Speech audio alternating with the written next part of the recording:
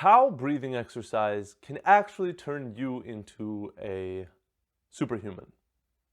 Now, it's not going to give you flight, it's not going to make you shoot webs out of your wrists, but it's going to make you a superhuman compared to what you are now. Okay, so what is, in my opinion, being superhuman is really being able to capitalize on what a human being is.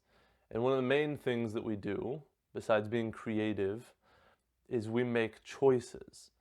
We are able to make cognizant decisions based on the ideas we're given, the information that comes in, and direct our path. That is what being a human is. Now, being superhuman is being able to make choices in more and more difficult and adversarial situations. That's what I believe a superhuman is.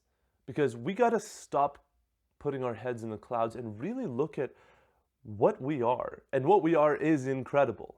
But we just don't focus on it long enough to actually capitalize on the fact that we make decisions and direct the story of history. We're doing that with our choices. And so, how breath plays into this, you may ask. Get to the point. Okay, I hear you. Breath, when you exercise it, builds your resilience. How? It does so thusly. The vagal nerve is a big component of the interaction with your different organs and your circulation. So the vagal nerve actually reacts to how you breathe.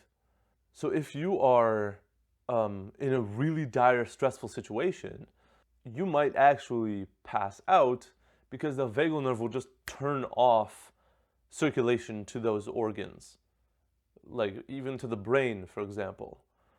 So by interacting with the vagal nerve, by using the breath into tricking the nerve into thinking that there is a stressful situation happening or that you are actually calm, you are basically taking control of that process. And in that process, you're releasing different hormones, right? Follow me? Okay, I hope so. If we actually walk this through and how this works, the vagal nerve being very stimulated leads to decreased blood flow.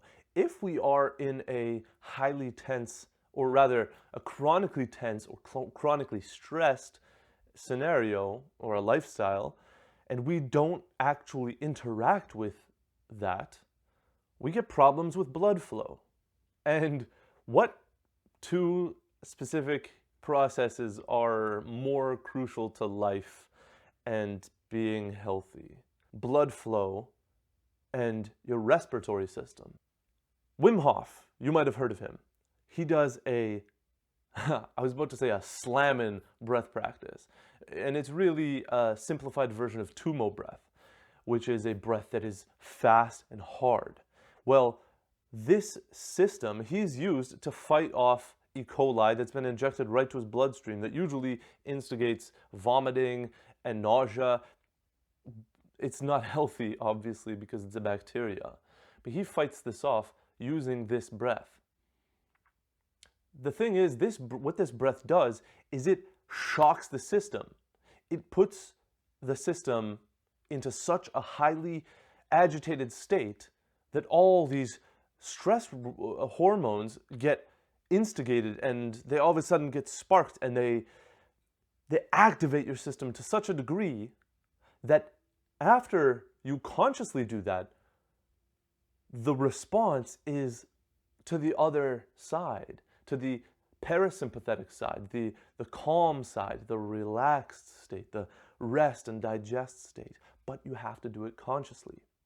Now, if you're walking around in this chronically stressed state and you're having the vagal nerve overstimulated, then by shocking this system, shocking your system, you stimulate that vagal nerve fully.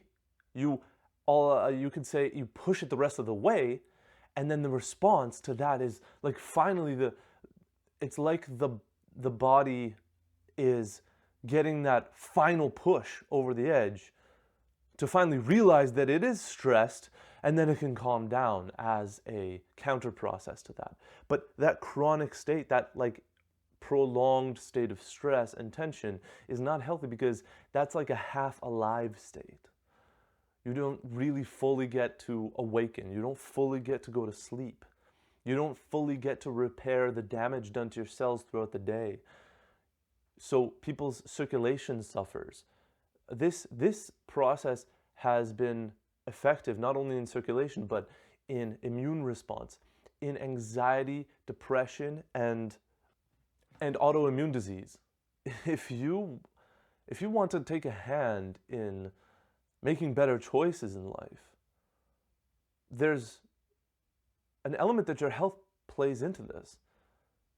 You can't be clear, you can't be focused if you're anxious, walking around tense, or if you have improper circulation. That's going to cause that brain fog that I've talked about in my other videos. That's going to overstimulate your system to a place where you aren't functioning properly. So how can you make proper decisions? One of the main things that shocks me about this is actually, by shocking the system, you actually down-regulate your response to stress. That's partly why I've been a lot calmer and a lot more awake and attentive after I've been just interacting with my breath and changing it so that I can actually have some effect on my system. And I attribute it to a big part in why I'm able to focus for longer, and my mind is clearer, and I feel so much better. So by shocking the system like this, by stimulating that vagal nerve all the way and then getting that relaxed response, there is a bolstering of the nervous system. So we don't get overstimulated because we've expressed and pushed that stimulus. It's like working out our muscles, but we're working out our nervous system. So we don't get shocked by things. I remember my friend, when I first started working at the metal shop that I was working at, my friend kept trying to scare me. He kept coming up behind me and trying to shock me, but I never responded. I was always, just would look at him, and he was good at it. He was a big guy. I think he got me one time, but I was like already pretty stressed. But that's the thing, is by training our nervous system, we become more resilient, and things don't knock us down so much. So we get to make better choices in life. We get to be more clear and have some agency in how our life is going. It's a beautiful process that is so simple, and it doesn't have to take that much time out of our day to do it. The question is, will we do it? We are only seeing the beginnings of what this can do for us. It takes a long time for science to change, but the more we start recognizing how miraculous of a process this really is, the more that we notice how beautiful our systems are inside of us at controlling and regulating our responses to the world around us, and the more we recognize the miracle and the absolute awesome power that we have in the agency of that system, in taking control over our responses, I think we have a chance of really changing the way the future looks. Doing this type of work has changed my life dramatically. And I can't stop saying that enough, but it's so simple. It's so simple, and it changes so much for us.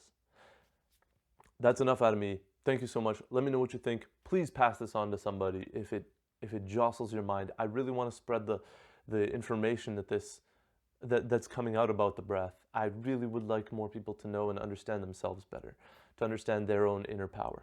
Thank you so much. I'm sending you all my best. As usual, much love. Bye.